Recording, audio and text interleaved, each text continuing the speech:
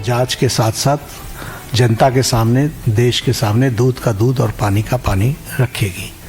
लेकिन मैं ये ज़रूर कहना चाहता हूँ कि निश्चित रूप से हर एक बात का जवाब जांच के साथ साथ जनता के सामने, देश के सामने दूध का दूध और पानी का पानी रखेगी। लेकिन मैं ये ज़रूर कहना चाहता हूँ कि जो सरसरी तौर पर मुझे ध्यान में आया है, जो मैंने पेन डाउन किया है, वो आपके साथ मैं ज़रूर चर्चा करूँगा।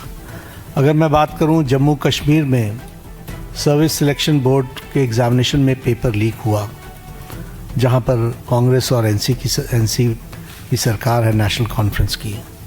उसी तरीके से Himachal Pradesh school examination board में उसमें पेपर लीक हुआ, जहाँ कांग्रेस की सरकार है। उसी तरीके से झारखंड में JAC में हिंदी और साइंस के पेपर लीक हुए झारखंड, जहाँ पर कांग्रेस और झारखंड मुक्ति मोर्चा की सरकार है। तेलंगाना में वहाँ पर इंटरमीडिएट के लैंग्वेज के पेपर लीक हुआ और वहाँ पर भी हमको मालूम है कि कांग्रेस और CPI की सपोर्टेड सरकार है।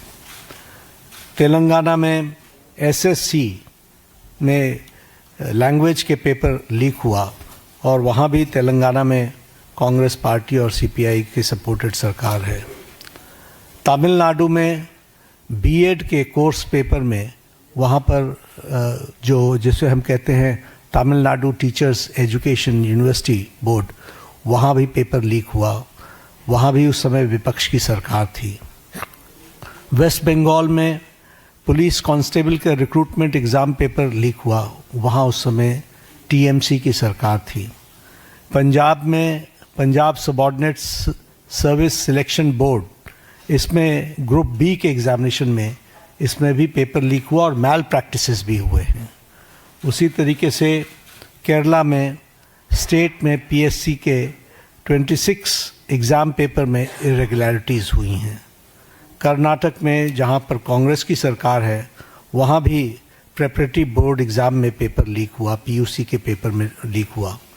तो इस तरीके से मेरे को तो ये कुछ नाम मैंने लिए हैं अभी।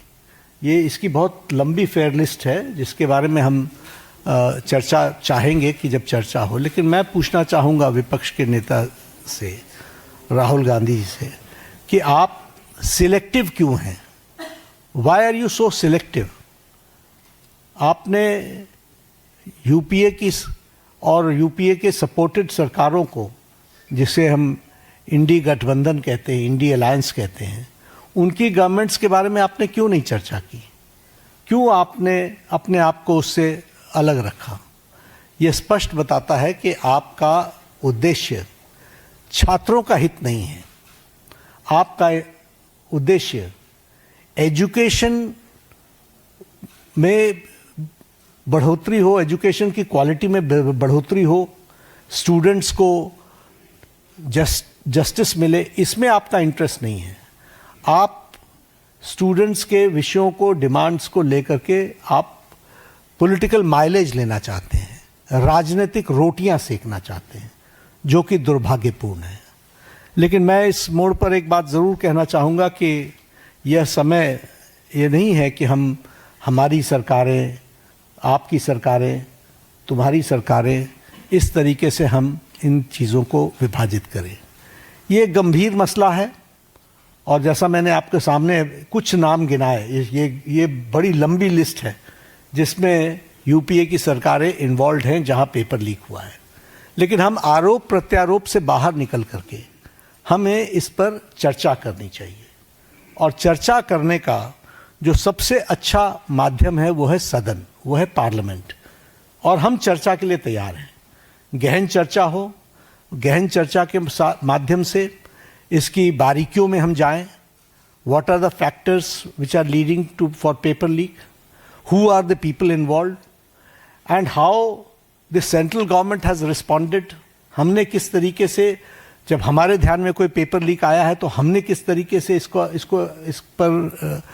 एड्रेस किया है, और बाकी सरकारों को भी किस तरीके से इसमें एड्रेस करना चाहिए। क्या बिंदु हैं जिसके बारे में हमको गहराई से चिंतन करके उसका हमको उसका कोई रास्ता निकालना चाहिए ताकि हमारे छात्रों के साथ जो करोड़ों में हैं उनके साथ अन्याय न हो। और भारतीय जनता पार्टी एनडीए इस मामले में मोदी जी के नेतृत्व में बहुत गंभीर है और बहुत गंभीरता से हमने इन विषयों को लिया है और इसीलिए हमने चाहा है कि संसद में इसकी चर्चा हो।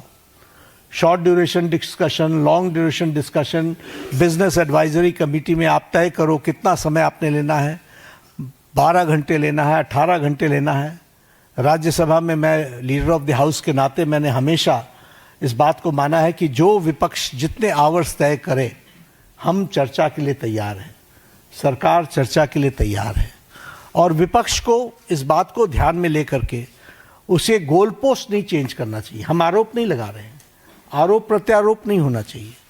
हम इस समस्या का किस तरीके से निदान कर सकते हैं उसके बारे में हमको सोचना चाहिए और पार्लियामेंट सबसे उपयुक्त फोरम है जहां हम गहराई से इसके चिंतन कर सकते हैं।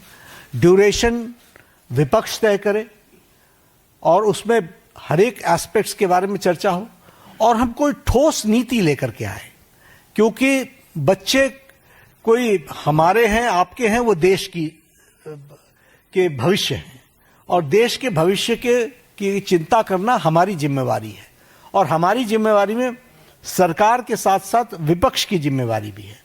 इसलिए विपक्ष भी अपनी जिम्मेवारी को निभाए और हम सब साथ मिलकर इसका समाधान करें। मोदी जी के नेतृत्व में चलने वाली सरकार जिम्मेवार सरकार, रिस्पॉन्सिबल गवर्नमेंट, रिस्पॉन्सिव गवर्नमेंट, ये हमेशा आतुर है कि सभी बातों की संसद में चर्चा होनी चाहिए और हम चर्चा के लिए तैयार हैं। एक मिनट 2-3 सवाल ले पाएंगे, ज्यादा सवाल ले नहीं पाएंगे हम लोग। आमोद राय इसमें आपने बीजेपी के कुछ नेताओं से मुलाकात की थी और ये कहा गया था कि वार्ता बहुत सफल रही, तो वार्ता किस असर में चली? क्या आपकी आखिरी कोई बातचीत हुई है? आगे क्या इस पर हो सकता है, क्या आपको लग रहा है? वार्ता बहुत सौहार्दपूर्ण वातावरण में हुई।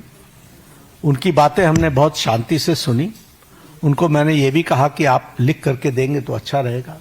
उन्होंने वो सारी बातें लिखी हैं। मैंने कहा मैं आपको रिस्पॉन्ड करूंगा। मैंने उनको रिस्पॉन्ड किया और मैंने उनको कहा है कि हम चर्चा के लिए तैयार हैं।